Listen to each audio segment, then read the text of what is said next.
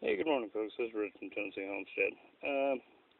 I wanted to show you a little something. I was going to try to put all these into a group, but I really think that it's probably never get the editing and never get done, so therefore I'm just going to give it to you kind of raw.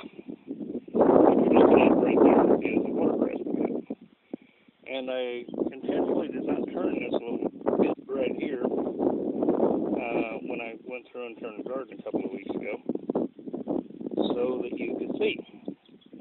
Now, this has been turned previously for the first garden and so forth, but this is on the outside edge, what I call my bug protector. And I thought, well, I'm just going to let this grow because I wanted to see how the root structure is doing on this stuff. And the only way you can really tell that is if you, let it grow a little bit. Now, watergrass is what they lovingly call this down here. Has a root structure that this particular plant would come off of a root that thank you for coming over and joining, Chewy. Would normally run all over the place. It's just one large root structure. And so I'm going to try to pull this thing up and see what we got. We got a couple of plants here. And not much. No main. There's the taproot to this plant.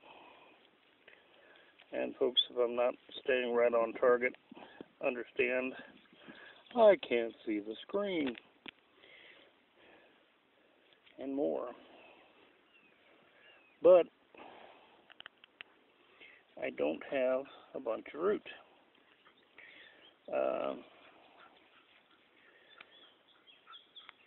And this is something that we do on a regular basis down here. And this is often a section, folks, that we don't weed usually. And,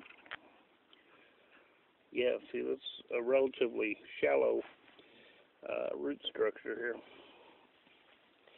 And let me tell you how we get about this. When we start off, like this fall, when we close down the garden, see how easy this stuff's coming up? Usually it takes 6 men and a dog to get the stuff out of the ground. What we end up doing, well, that one had a little bit of a root to it. Let's see how much. Not a lot. When we go through this, and let me walk you out here a little bit to show you some of this. We turn the garden over in the fall, usually about 2 or 3 times once we take up our plantings. Then in the spring we come back and we will start turning this as soon as it's no longer frozen. And we will turn it repeatedly before we even start our first planting. Basically, because as you can see here, the dirt is kept pretty ground up pretty fine. Now, the reason for that is when you're dealing with weeds, and especially like watergrass and things of this nature, the big trick's going to be is to disrupt the root system. If you keep busting up its root system, it has a hard time getting established. And once it has a problem getting established, then what does get established is new plants like you see right over there. And they're very easy to pull up out of the ground. So, or hoe, or like these here, I'll probably come back through here and just hoe these out. But you can see the consistency, we pretty much keep our soil. That is pretty common. It's pretty loose. Got a little organic matter in it, things of this nature.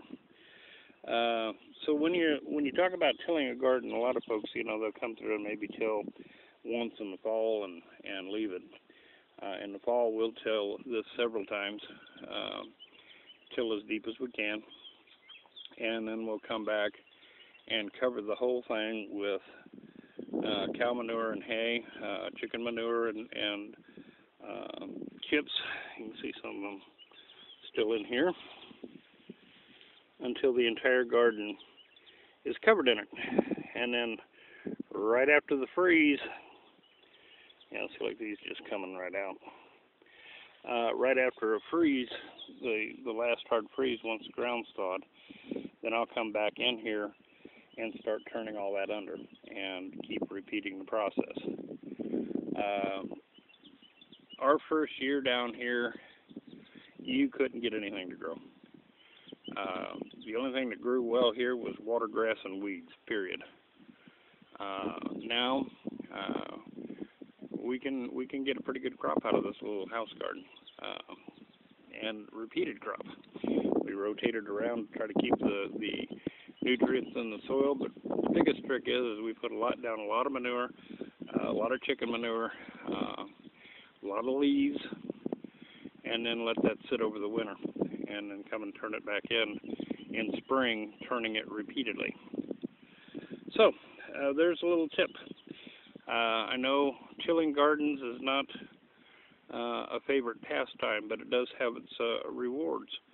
Especially in the spring, if you turn that garden numerous times before you ever start planting, you're going to find that, lo and behold, you're not pulling weeds all the time. Matter of fact, let me walk you down here, if I don't make you too seasick. I just went down 2 rows here of the stuff we had planted earlier. Ignore my grass, folks, I haven't mowed yet. And took out the weeds from around the bean plants and the pea plants and down around the cucumbers and so forth. And I'm getting ready to show you a quick home feed. What do you think, folks?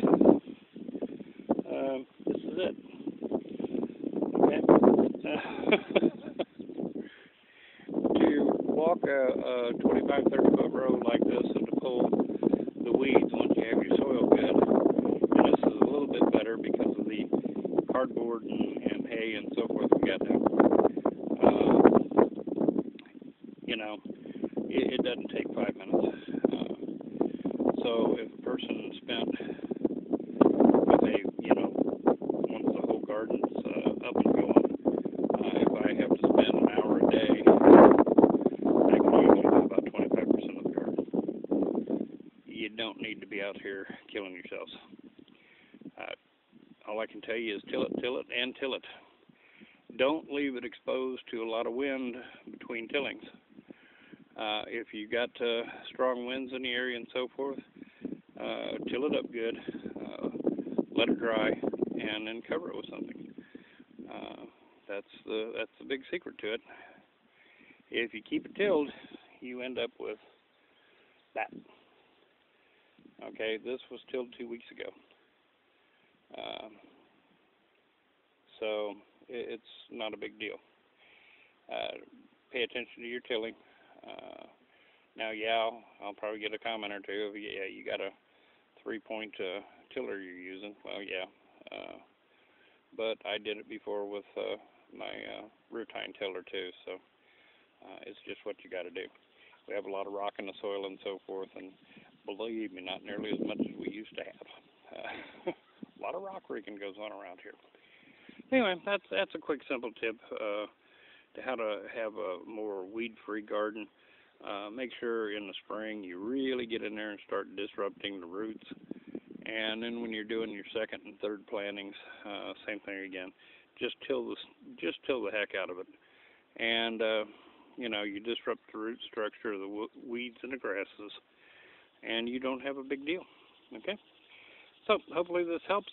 And let me qualify by saying, I am not a garden expert by any stretch. I'm just a guy who raises some food on a homestead. And so, what works for me may not work for you, but give it a whirl if you think it might. Okay, this is Rich from Tennessee Homestead. Hoping you guys are having a great day.